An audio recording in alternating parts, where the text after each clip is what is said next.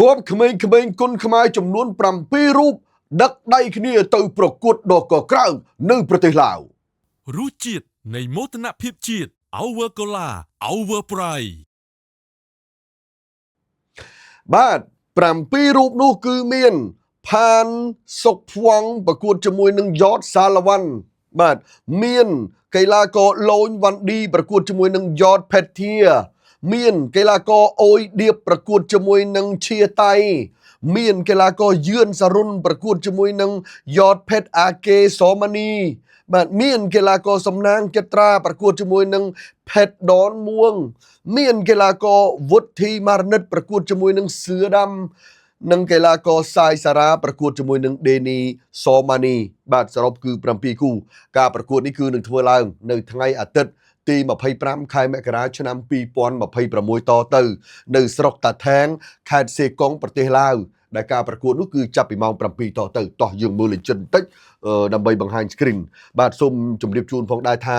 នេះគឺជាការគ្រប់គ្រងពីសហព័ន្ធកីឡាបដាល់គុនខ្មែរបាទមានក្រុមប្រឹក្សាកីឡារបស់ក្រសួងមហាផ្ទៃហើយនឹង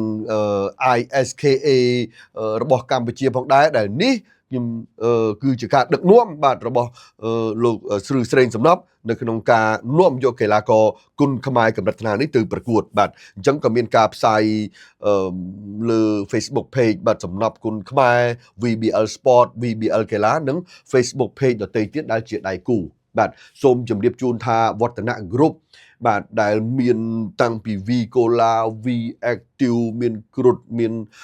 ជាច្រើន Dragon ផ្សេងៗហ្នឹងគឺតែងតែរួមចំណែកនៅក្នុងការលើកស្ទួយកីឡាប្រដាល់ហើយកម្រិតខ្ពស់ក៏លើកស្ទួយ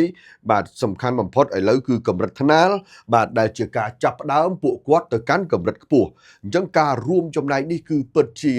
រីករាយខ្លាំងណាស់សម្រាប់សម័យកីឡាករពីព្រោះថាមិនត្រឹមតែមានការប្រកួតប្រជែងក្នុងស្រុកទេបាទគាត់មានឱកាសប្រកួតប្រជែងនៅក្រៅស្រុកផងដែរជាការប្រកួតបែបមិត្តភាពជាការប្រកួតបែប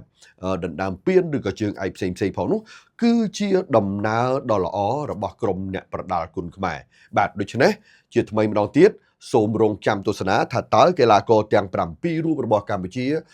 ប្រកួតជាមួយនឹងកីឡាករ7រូបរបស់ឡាវលទ្ធផលយ៉ាងណាដែរសូមតែមួយគឺការលើកទឹកចិត្តបាទសម្រាប់ឲ្យពួកគាត់